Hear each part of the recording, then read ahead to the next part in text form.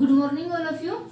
आज हम करेंगे जो एनटीए नेट है लोक प्रशासन में सब्जेक्टिव, उसका सीरीज स्टार्ट कर रहे हैं। और यूपीएससी का जो ऑप्शनल सब्जेक्ट होता है पब्लिक एडमिनिस्ट्रेशन या लोक प्रशासन, उसकी सीरीज स्टार्ट करेंगे। तो सबसे पहले हम लोक प्रशासन का अर्थ जानेंगे कि लोक प्रशासन का अर्थ क्या है। लोक प्रशासन का अर्थ जानने से पहले हम प्रशासन के अर्थ के बारे में जानेंगे। प्रशासन है जो संस्कृत भाषा का शब्द है, संस्कृत भाषा का शब्द है जो प्र उपसर्ग युक्त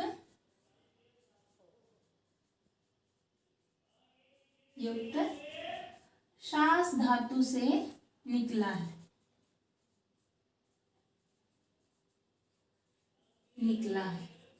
जिसका अर्थ है उत्कृष्ट रीति से शासन, उत्कृष्ट रीति से शासन मतलब बेस्ट तरीके से शासन करना। इसको इंग्लिश में एडमिनिस्ट्रेशन कहा जाता है।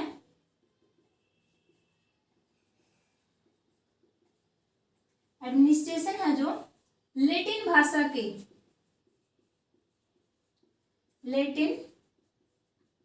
के दो शब्दों एड प्लस मिनिस्टेर से निकला है, जिसका अर्थ है कार्यों का प्रबंध करना या कार्यों की देखभाल करना। प्रशासन का अर्थ तो हम समझ गए कि प्रशासन का अर्थ क्या है, मतलब बेस्ट तरीके से शासन करना, कार्यों का प्रबंध करना, कार्यों की देखभाल करना। प्रशासन के अंतर्गत निजी प्रशासन भी आता है, क्योंकि प्रशासन कहीं पर भी हो सकता है, चाहे वो निजी हो चाहे लोक प्रशासन हो। तो हमने देखना है कि लोक प्रशासन क्या है। जो लोक प्रशासन है, लोक प्रशासन दो शब्दों से मिलकर बना है। वो कौन से हैं? लोक प्लस प्रशासन।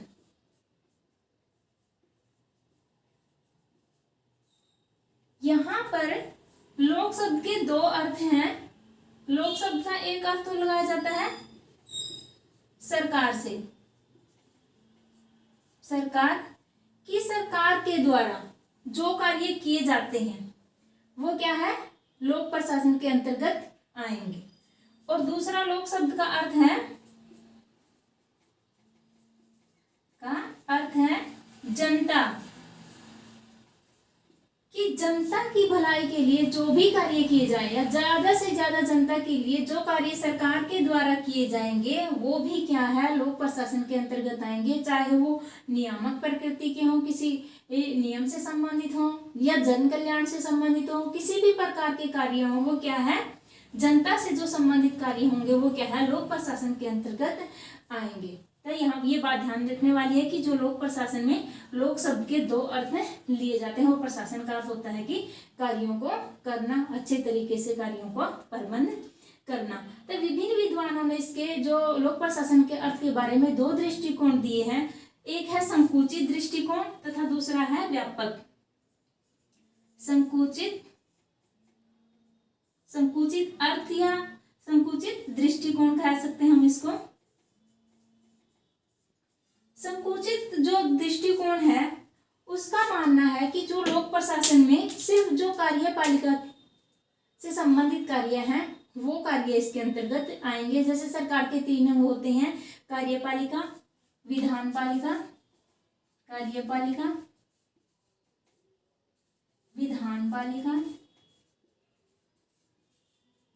तथा न्यायपालिका।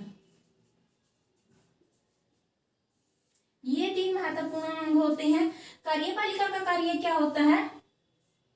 विधानपालिका का कार्य सबसे पहले देखेंगे कि विधानपालिका का कार्य होता है कानूनों का निर्माण करना। कानूनों का निर्माण विधानपालिका के द्वारा किया जाता है। और कार्यपालिका क्या है, उन कानूनों को क्रियान्वित करती है, कानूनों को लागू करती है। कार्यपालिका दो प्रकार की होती है, राजनीतिक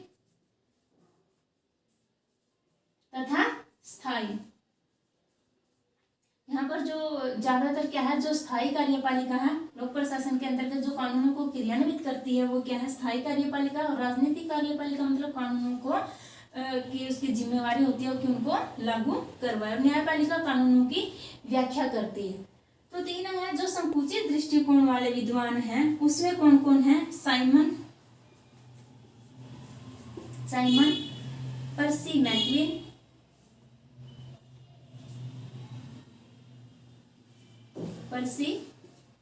मैक्विन, लूथर गुलिक,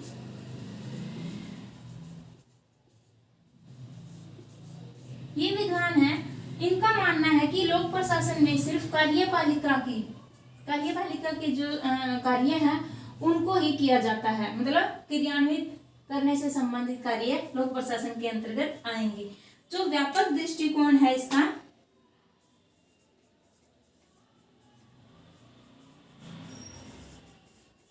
व्यापक दृष्टिकोण वाले विद्वानों का मानना है कि लोक प्रशासन में कार्यपालिका, विधानपालिका तथा न्यायपालिका तीनों ही जो अंग होते हैं सरकार के, उनके द्वारा जो भी क्रियाएं की जाती हैं उनकी सभी गतिविधियों को इसमें शामिल किया जाएगा। इसमें कौन कौन से विद्वान हैं, इसमें विद्वान हैं जो व्यापक दृष्टिकोण वाले, विलोबी, व्हाइट, निग्रो और FM मार्क्स। इसमें ये विद्वान है, इनका मानना है कि जो लोक प्रशासन में सभी प्रकार की गतिविधियां शामिल की जाएंगी। अतः समन्वित अर्थ में हम लोग प्रशासन का अर्थ किन से लगाते हैं,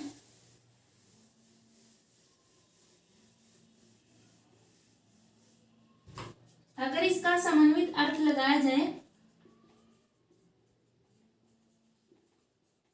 समन्वित अर्थ मतलब कि जो सरकारी